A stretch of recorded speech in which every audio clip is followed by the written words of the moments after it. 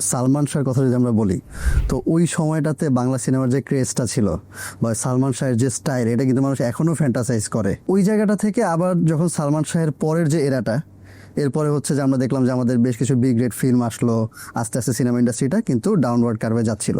So এই জায়গাটাতে আসলে ভাই মানে মেইন প্রবলেমটা কোন জায়গায় হয়েছে? প্রবলেমটা হচ্ছে আর্টিস্ট আসলে ডিসাইড করে সে কি করবে। পৃথিবীতে কত পার্সেন্ট লোক ডিসাইড করতে পারে যে সে কোন কাজটা করবে? খুব অল্প সংখ্যক মানুষ।